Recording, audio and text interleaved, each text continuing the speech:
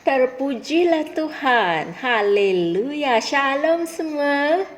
Jika ada sesiapa di antara kamu yang sedih atau tertekan atau kurang semangat hari ini Tuhan ingin menyampaikan satu mesej, satu kebenaran yang penting kepada kamu. Dan mesej kita pada hari ini adalah sukacita yang tidak berkesudahan. Haleluya. Ayat Injil pembukaan kita dari Roma 14 ayat 17 yang berkata, sebab kerajaan Allah bukanlah soal makanan dan minuman, tetapi soal kebenaran, damai sejahtera, dan sukacita dalam Roh Kudus. Puji Tuhan. Menurut kitab suci, ada hubungan di antara sukacita dan Roh Kudus.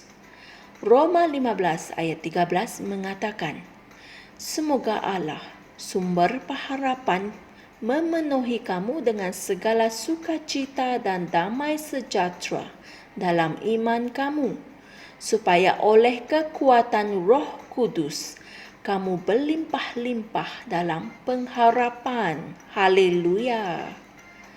Dan juga dalam 1 Tesalonika 1 ayat 6, Alkitab mengatakan, dan kamu telah menjadi penurut kami dan penurut Tuhan. Dalam penindasan yang berat, kamu telah menerima firman itu dengan sukacita yang dikerjakan oleh Roh Kudus. Amin. Dan ayat Injil tema kami mengatakan bahawa kerajaan Allah adalah kebenaran, damai sejahtera, dan sukacita dalam Roh Kudus. Haleluya. Walaupun sesetengah orang Kristian telah menerima Roh Kudus, tetapi hati mereka dipenuhi dengan masalah. Mereka bimbang tentang banyak perkara. Mereka bimbang tentang anak-anak mereka, risau tentang kesihatan, perniagaan mereka, dan lain-lain. Mereka kelihatan mempunyai banyak sebab untuk menjadi tidak gembira. Seseorang mungkin berkata, dengan perkara-perkara yang berlaku di dalam hidupku, aku perlu mengubah persekitaranku. Aku perlu pergi ke suatu tempat di mana aku benar-benar akan menjadi gembira. Tidak. Jangan melihat sesuatu yang luaran untuk memberikan kamu sukacita. Sukacita adalah salah satu buah daripada roh manusia kamu yang telah dilahirkan semula. Amin. Jadi, sukacita itu ada di dalam kamu. Saya ulang lagi, sukacita itu ada di dalam kamu. Amin. Rohmu menghasilkan sukacita yang tidak berkesudahan. Haleluya. Ia dipanggil sukacita yang tidak terkatakan dan penuh dengan kemuliaan. Haleluya. Seperti yang tertulis dalam 1 Petrus 1 ayat 8. Sukacita dan kegembiraan yang sejati tidak mempunyai kaitan dengan apa yang berlaku di sekeliling kamu. Sukacita tidak bergantung pada keadaan. Haleluya. Kita bersukacita dalam kesusahan. Amin. Itulah apa yang dikatakan oleh Alkitab. Anggaplah sebagai suatu kebahagiaan apabila kamu jatuh ke dalam berbagai-bagai cobaan. Amin. Ini tertulis dalam Yakobus 1 ayat 2. Beberapa pemikiran boleh datang kepada kamu untuk melemahkan iman kamu, untuk memadamkan sukacita kamu dan menenggelamkan rohmu. Dan hendaklah kamu dengan segera membuang pemikiran seperti itu. Bersukacitalah selalu. Haleluya.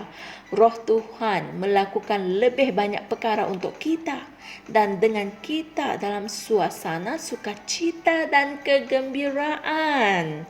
Puji Tuhan. Jadi, buatlah keputusan untuk bersukacita hari ini dan selalu. Haleluya. Maha mulia Tuhan. Saudara dan saudari semua, mari kita sama-sama membuat pengakuan ini. Aku telah dibawa ke dalam kehidupan sukacita yang tidak berkesudahan. Sukacita itu datang dari manusia batiniahku, dan ia melampaui segala keadaan yang fizikal. Sukacitaku datang dari roh dan tidak bergantung pada keadaan.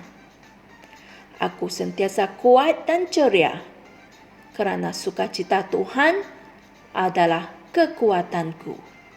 Terpujilah Tuhan.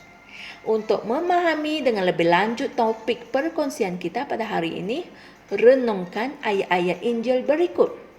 1 Petrus 1 ayat 8 dan Amsal 17 ayat 22 dan akhir sekali Nehemia 8 ayat 10. Haleluya.